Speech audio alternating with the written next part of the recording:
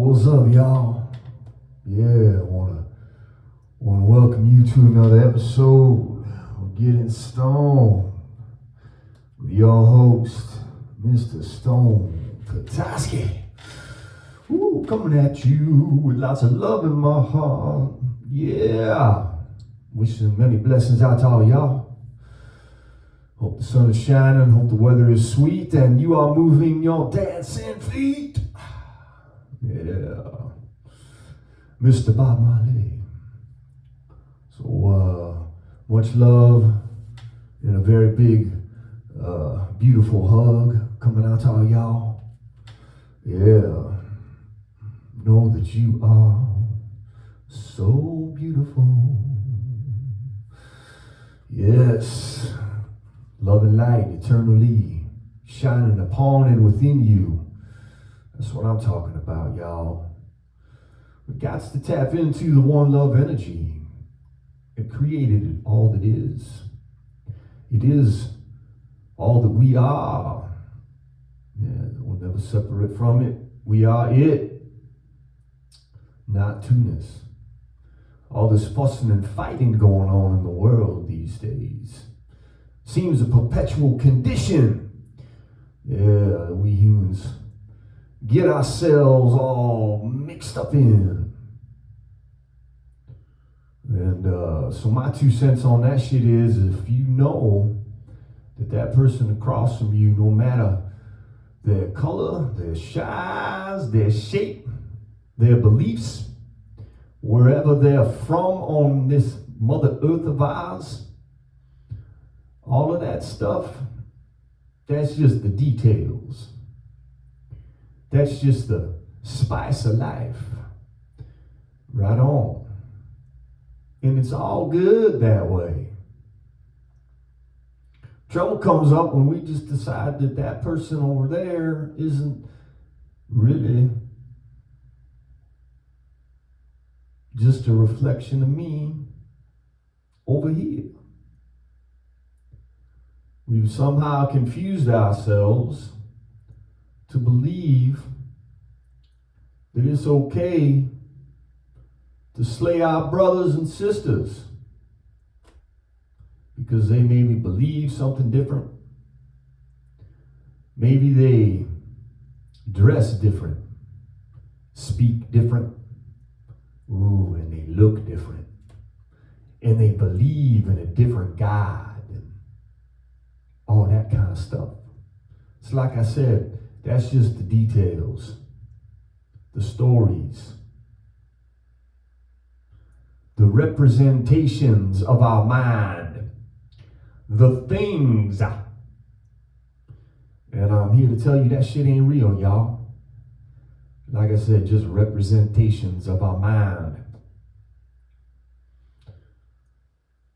So it may be that planet Earth is where we come to understand what I'm talking about. So wherever it is we go next, this kind of crazy shit ain't happening. That might very well be how this all works. Fair enough. I ain't quarreling with that. But within that context, then, there are those who awaken, if you will, who see there is no distinction. Yeah, there is no so-called other. We are one thing. We are not two. And when that realization dawns on you, then you understand you could never take up arms against your brothers and your sisters because you know they are you. Just as is the bumblebee and the mountain too. Yeah. That's that idea that creates a beautiful flower in your heart that just you cannot ever extinguish. And that is the flower of love. And you realize, you remember that there is nothing to fear because You are all that is and ever will be and ever has been. In this form, the skin you're now currently living in is impermanent. And that's a beautiful thing too. So there's really nothing to be afraid of. No sense in being afraid of dying. No sense in being afraid of being born. It's all just part of the trip, the ride that we're all on. And then you see that kind of horrific behavior that's happening in the wars of the world, and the fact that we let babies and children starve to death every day. There's more than enough to go around. We just don't want to fucking share it. Because we all neurotic and shit. We got all of our neuroses just firing on the regular. Blaming and shaming and explaining. And never just shutting the fuck up. And looking into your brothers and sisters' eyes and knowing in your heart and soul that it is all being reflected right back to you. And once that crystallizes in your heart and in your mind, that awareness becomes unextinguishable. It never goes out. You never forget it. So, if we want to stop all this fussing and fighting, that's all that has to happen. The light in your heart and in your mind, just turn it on. That's all you gotta do. Once you turn it on, it ain't never going to go out. And every choice that you will make from that consciousness is reflective of that love and that light. So, none of the world's so-called leaders talk about it like this. It's because they aren't in that consciousness. And that's all, really. I ain't pointing fingers at nobody. Like I said, it may be that that's what it's all about here on Mother Earth. Who am I to say? I don't know shit. So I'm just speculating, trying to relate and celebrate and disintegrate the hate, making people irate. Come on now, let's just go out on a date and look into each other's eyes and realize,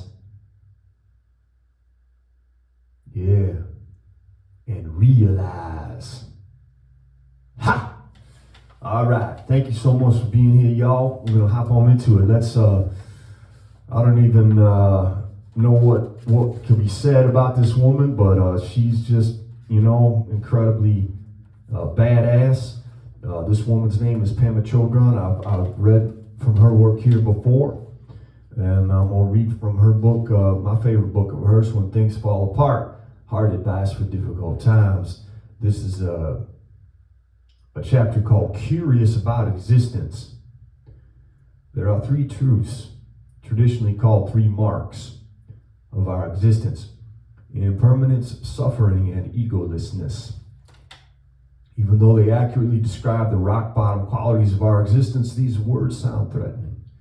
It's easy to get the idea that there's something wrong with impermanence, suffering, and egolessness, which is like thinking that there's something wrong with our fundamental situation. But there's nothing wrong with impermanence, suffering, and egolessness. They can be celebrated. Our fundamental situation is joyful.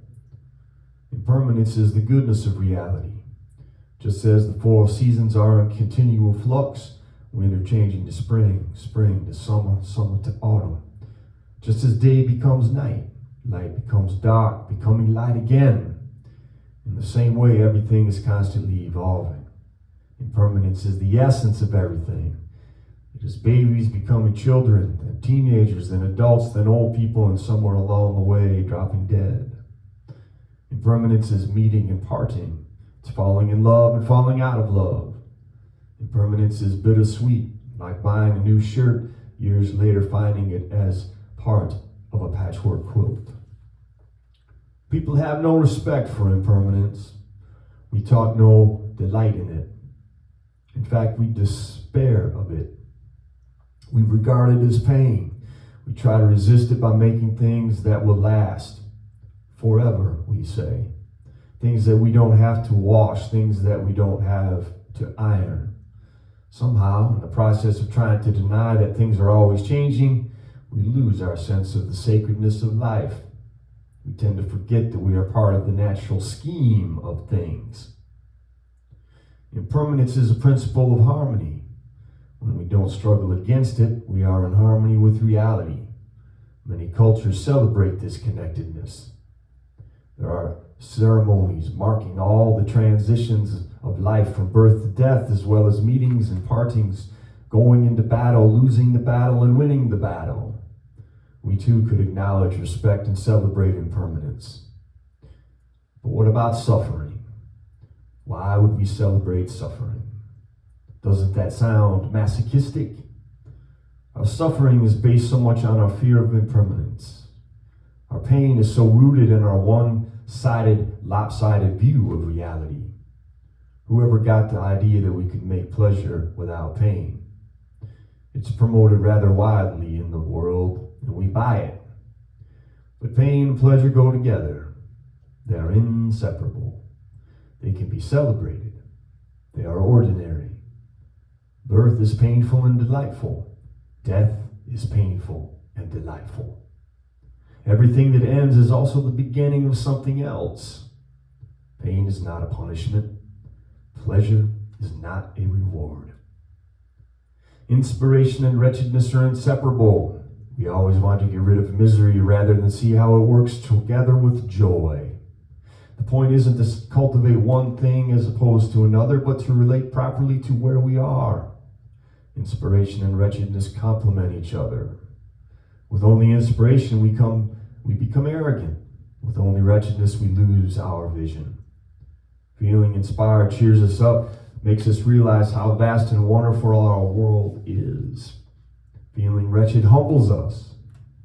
The gloriousness of our inspiration connects us with the sacredness of the world.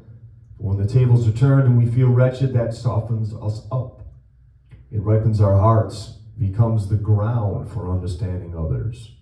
But the inspiration and the wretchedness can be celebrated. We can be big and small at the same time. Can we also celebrate egolessness? Often we think of egolessness as a great loss, but actually it's a gain. The acknowledgement of egolessness, our natural state, is like regaining eyesight after being blind, or regaining hearing after having been deaf. Egolessness has been compared to the rays of the sun. With no solid sun, the rays just radiate outward. In the same way, wakefulness naturally radiates out when we're not so concerned with ourselves. Egolessness is the same thing as basic goodness or Buddha nature, our unconditional being. It's what we always have and never really lose. Ego could be defined as whatever covers up basic goodness. From an experimental point of view, what is ego covering up? It's covering up our experience of just being here, just fully being where we are, so that we can relate with the immediacy of our experience. Egolessness is a state of mind that has complete confidence in the sacredness of the world. It is unconditional well-being, unconditional joy that includes all the different qualities of our experience. So how do we celebrate impermanent suffering and egolessness in our everyday lives? When impermanence presents itself in our lives, we can recognize it as impermanence. We don't have to look for opportunities to do this. When your pen runs out of ink in the middle of writing an important letter, recognize it as impermanence, part of the whole cycle of life. When someone's born, recognize it as impermanence. When someone dies, recognize it as impermanence. When your car gets stolen, recognize it as impermanence. When you fall in love, recognize it as impermanence. And let that intensify the preciousness. When a relationship ends, recognize it as impermanence. There are countless examples of impermanence in our lives every day, from the moment we wake up until we fall asleep, and even when we're dreaming, all the time. This is a 24-hour-a-day practice. Recognize impermanence as impermanence. Then we can recognize our reaction to impermanence. This is where curiosity comes in. Usually we just react habitually to events in our lives. We become resentful or delighted, excited or disappointed. There's no intelligence involved, no cheerfulness. But when we recognize impermanence as impermanence, we can also notice that our reaction to impermanence and what it is. This is called mindfulness, awareness, curiosity, inquisitiveness, paying attention. Whatever we call it, it's a very helpful practice, the practice of coming to know ourselves completely. When suffering arises in our lives, we can recognize it as suffering. When we get what we don't want, when we don't get what we do want, when we become ill, when we're getting old, when we're dying, when we see any of these things in our lives, we can recognize suffering as suffering. Then we can be curious, notice, and be mindful of our reactions to that. Again, usually we're either resentful and feel cheated somehow, or we're delighted. But whatever our reaction is, it's usually habitual. Instead, we could see the next impulse come up and how we spin off from there. Spinning off is neither good nor bad. It's just something that happens as a reaction to the pleasure and pain of our existence. We can simply see that without judgment or the intention to clean up our act. When egolessness arises, we can recognize it as egolessness, a fresh moment, a clear perception of a smell or a sight or a sound, a feeling of opening to emotions or thoughts rather than closing off into our narrow, limited selves.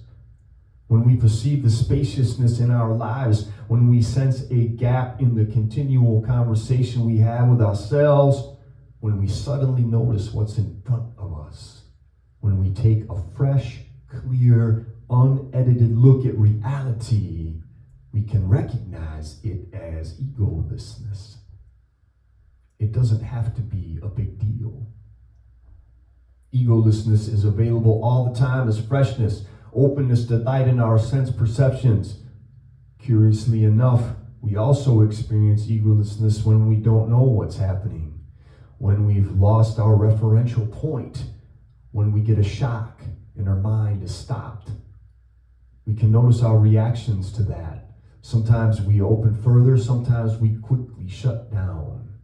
In any case, when egolessness occurs in our lives, we can recognize it as egolessness. We can notice, be curious, be mindful of our reactions and what happens next. Often, peace is taught as the fourth mark of existence. This isn't the peace that's the opposite of war.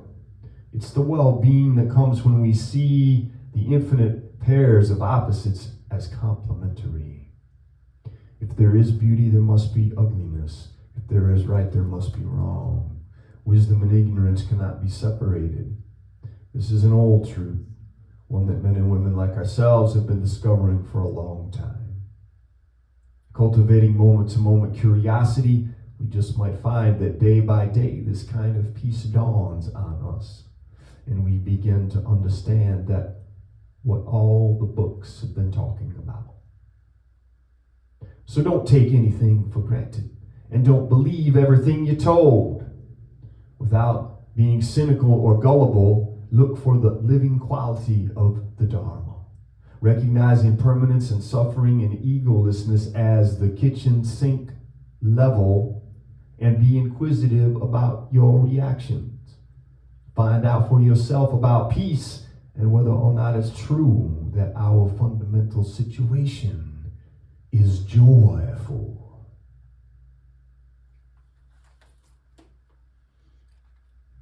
Yes. Yes, yes, yes. Pema Chodron. Thank you so much, sister, for your amazing words of wisdom. She's a beautiful soul. She is a beautiful soul.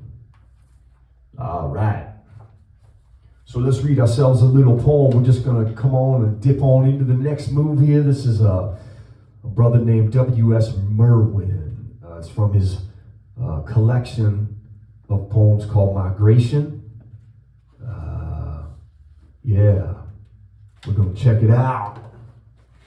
This is a poem entitled To the Soul.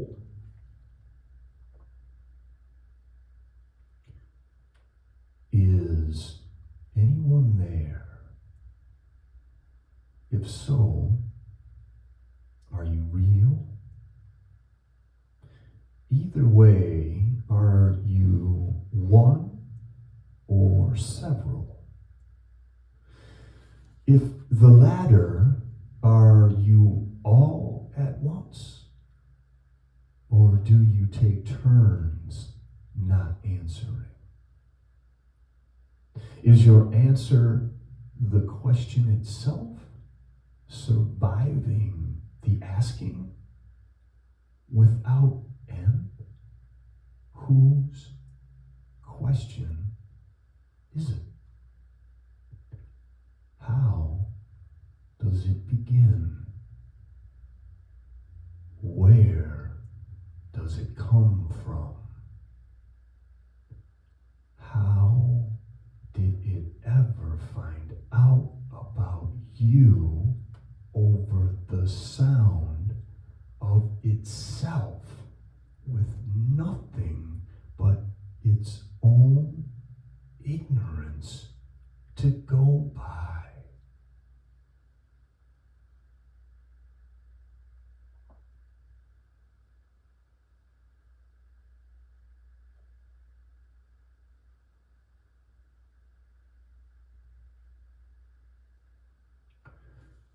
Let's do another one here. This one's called To Age.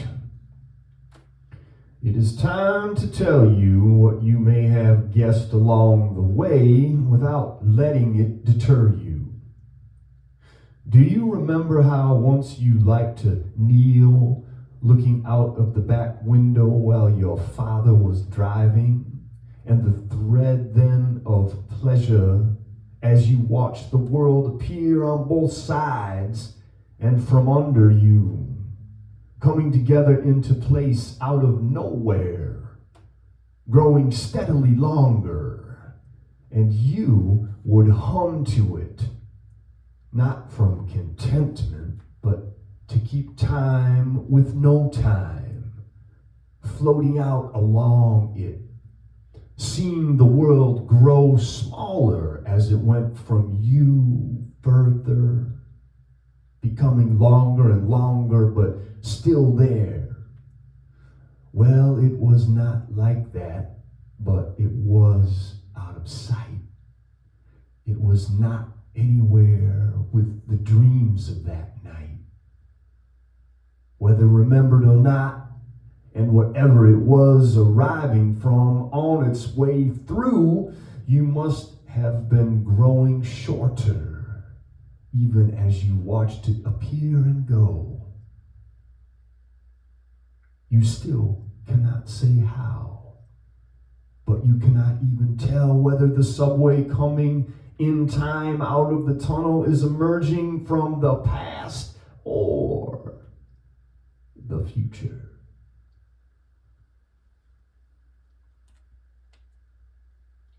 W.S. Merwin. ladies and gentlemen. Thank you, brother. He is, again, what do you say? Like how beautiful, how poignant, how powerful, how sweet, how delightful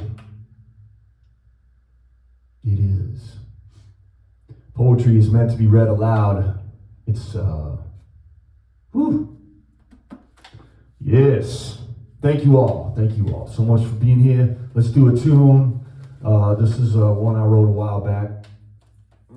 I've sung it on here before, I'm pretty sure, at this point.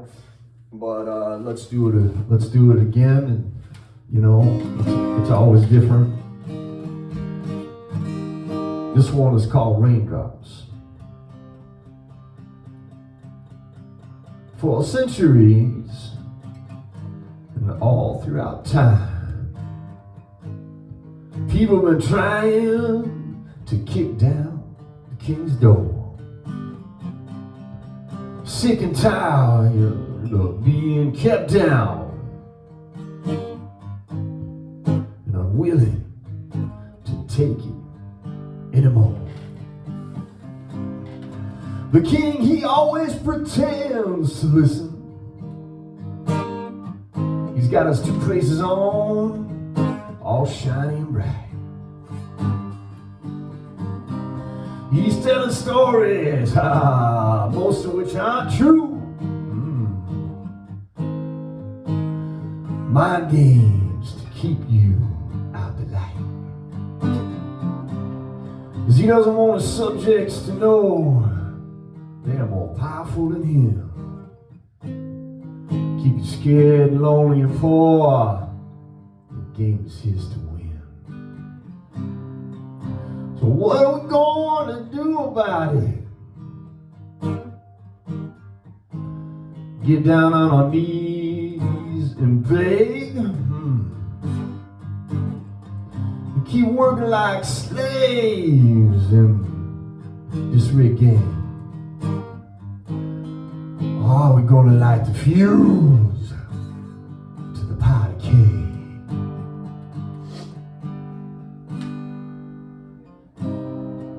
Each of us is a raindrop, deep as the ocean and strong. We must keep raining down. This is our freedom song.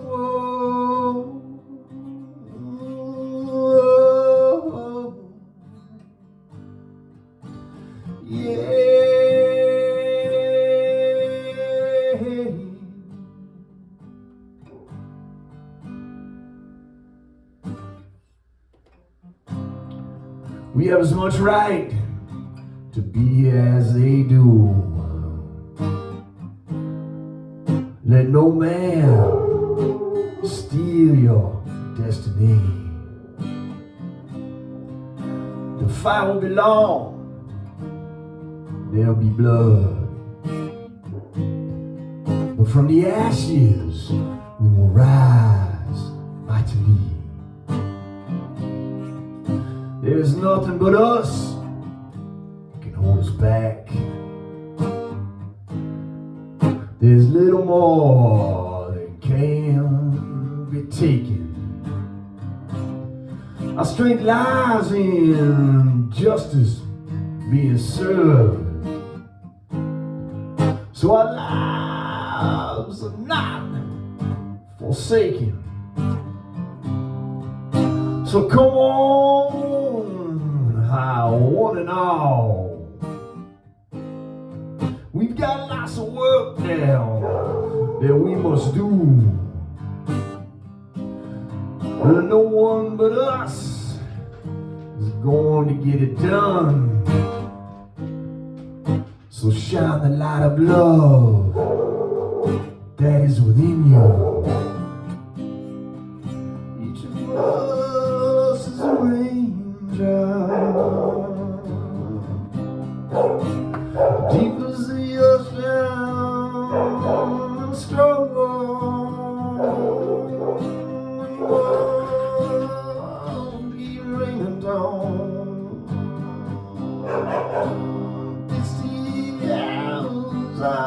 freedom song.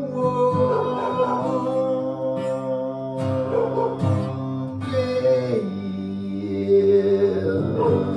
Oh,